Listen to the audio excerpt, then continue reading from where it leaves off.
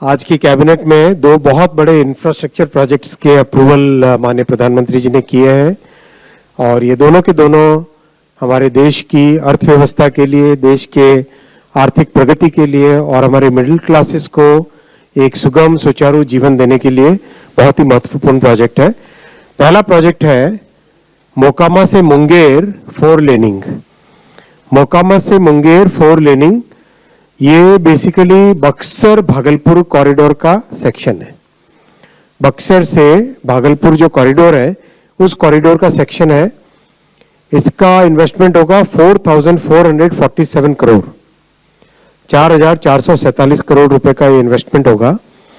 बिहार में अगर आप देखते हैं गंगा जी के साउथ में ये पूरा का पूरा कॉरिडोर है, बक्सर से लेके भागलपुर तक। दक्षिणी बिहार का एक महत्वपूर्ण प्रोजेक्ट है ये। अब इस प्रोजेक्ट को अगर आप देखते हैं, इसमें बक्सर से लेके चले अगर हम पटना तक, बक्सर से पटना तक ऑलरेडी अच्छा नेटवर्क है और आगे पटना से लेके फतुहा तक और फतुहा से आगे नीचे बेगूसराय तक ये प्रोजेक्ट काफी करीब करीब कहीं पे 6 लेन है, कहीं पे 4 लेन है, कंप्लीट हो चुके हैं। आज जो अप्रूव हुआ है ये मोकामा से मुंगेर तक का सेक्शन 82 किलोमीटर्स का। आगे मुंगेर से फिर भागलपुर आपको ब्लू कलर में दिखाई दे रहा है जो कि अंडर कंस्ट्रक्शन ऑलरेडी। तो ये करीब करीब पूरे के पूरे सदर्न बिहार का बड़ा एक मेजर कॉरिडोर कंप्लीट 4 लेनिंग इसका हो जाएगा। कहीं पे 6 लेन है, कहीं पे 4 लेन है, एक्सेस कंट्रोल्ड है। बहुत ही अच्छा प्रोजेक्ट है। बेनिफिट्स आप जानते ही हैं। हाईवे प्रोजेक्ट के करीब ओवरऑल जो टाइम बचेगा करीब 1 घंटे का ट्रैवल टाइम बचेगा इस प्रोजेक्ट के कारण। हाइब्रिड एन्युइटी मॉडल पे प्रोजेक्ट होगा। दूसरा प्रोजेक्ट है आज का जो अप्रूव हुआ है वो है भागलपुर दुमका रामपुर हाट डबलिंग रेलवे लाइन का। भागलपुर दुमका रामपुर हाट डबलिंग ये 3,169 करोड़ रुपीस का प्रोजेक्ट है। ये प्रोजेक्ट भी बिहार, झारखंड और बंगाल को जोड़ने वाला एक बहुत ही इंपॉर्टेंट प्रोजेक्ट है जो कि बिहार, बंगाल और झारखंड को जोड़ता है।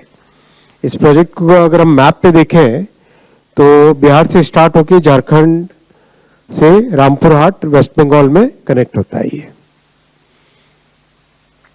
ये डिटेल है इसका मैप। इस मैप में आप देखोगे अभी जो मैक्सिमम ट्रेन्स जाती है वो भागलपुर से मालदा टाउन होते हुए रामपुर हाट नीचे की तरफ हावड़ा की तरफ जाती है।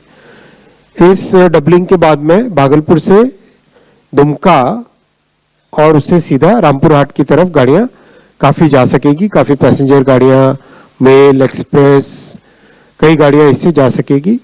और बहुत बड़े जो तीर्थ स्थल है देवघर, उस धाम को भी जोड़ता है ये। और एक तरीके से साउथ बिहार को जो बड़ी कनेक्टिविटी चाहिए होती है टुवर्ड्स कलकत्ता, टुवर्ड्स साउथ, वो कनेक्टिविटी इस प्रोजेक्ट से मिलती है।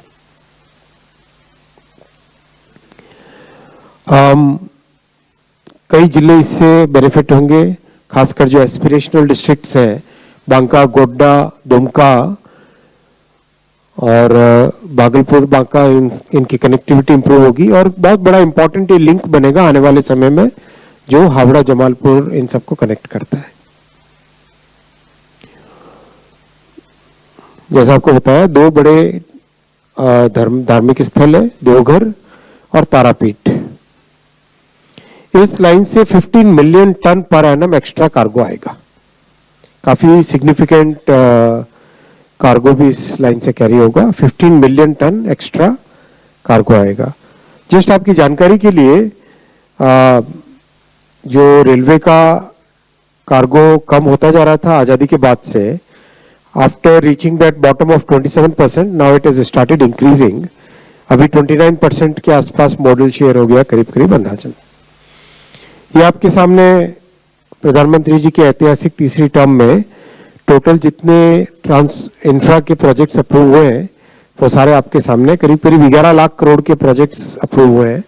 रफली 11 लाख करोड़ रुपीस के प्रोजेक्ट्स अप्रूव हुए हैं और बहुत सिग्निफिकेंट चेंज आ रहा है। आप फील्ड में देख ही रहे हैं किस तरह से तेजी से काम चल रहा है, इससे कैसे रोजगार पैदा हो रहा है, कैसे लोगों के जीवन में एक महत्वपूर्ण बदलाव इन प्रोजेक्ट से आ रहा है।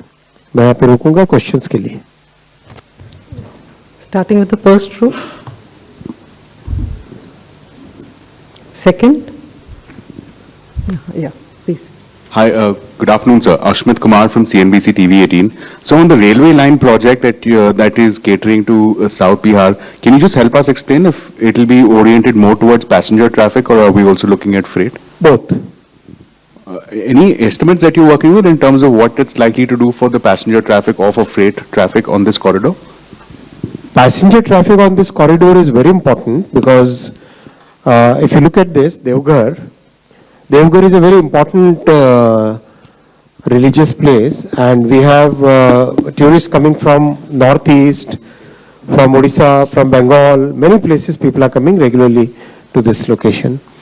And that's why it was very important that we have this line as a major artery, because this will now bring the traffic straight from southern directions towards Devghar here. So it becomes a very important connecting line. Then Bhagalpur, another very important population center, connected closely towards Kolkata, Havda. So that many of those trains will ply using this route.